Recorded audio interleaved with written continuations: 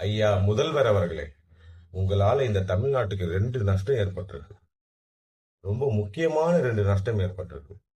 இந்த நஷ்டத்தை எப்படி ஈடுகட்ட போறீங்க?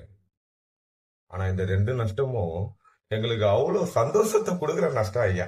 உங்களுக்கு அதுக்காக எப்படி நன்றி சொல்றதே தெரியல. முதல் நஷ்டம், இவ்வளவு நாளா இதுலதான் வருமானம் வருதுன்னு மக்களுக்கு அவ்வளவு இடையூறா இருந்த 717 ஒயின் ஷாப்பை மூட்டுறீங்க பாத்தீங்களா? அது மிகப்பெரிய நஷ்டம். எங்களுக்கு ரொம்ப சந்தோஷத்தை கொடுக்கிற நஷ்டம். இந்த போதை இனிமேல் குறைஞ்சிரும்ன்ற நம்பிக்கையை கொடுக்கிற நஷ்டம். அதுக்கு மிகப்பெரிய நன்றிகள். 2வது முக்கியமான நஷ்டம், இந்த ஐபிஎல் நிர்வாகம் 15% அதனுடைய பார்வையாளர்கள் குறைஞ்சிருக்காங்க இந்த வாட்டி. நஷ்டம் யாரால ஏற்பட்டதுன்னு தமிழ்நாட்டுக்கே தெரியும். ஏன் நான் குறிப்பா ஏன் நான் ஐபிஎல் பத்தி பேசுறேன் அப்படின்னா, கடந்த காலங்கள்ல எல்லாருக்கும் தெரியும், காவிரி போராட்டம் மிகப்பெரிய அளவில் நடந்திருந்தது. விவசாயிகள் தண்ணி இல்லாம விவசாயம் ரொம்ப பாதிக்கப்படுற சூழ்நிலையில தமிழ்நாடு ஒரு மிகப்பெரிய போராட்டத்தை முன்னெடுத்தது. நம்ம அந்த போராட்ட காலத்துல இருந்தோம்.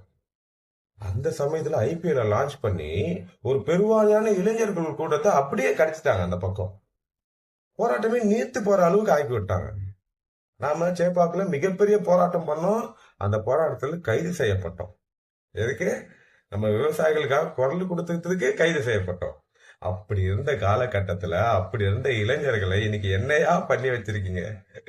ஐபிஎல் ஆகுது அப்படி இப்படின்னு சொல்லிட்டு எல்லாம் இந்த அரசியல் களத்தை நோக்கி நகர்ந்து காலையில இருந்து சட்டசபையை பார்க்க வச்சிட்டீங்களே.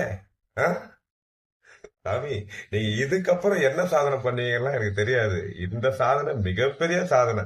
அதுக்கு உங்களுக்கு கோடான கோடி நன்றிகள் ஐயா, கோடான கோடி நன்றிகள். உங்கள் சாதனைகள் தொடரட்டும். உங்கள் வழியில் நாங்கள். நன்றிகள்.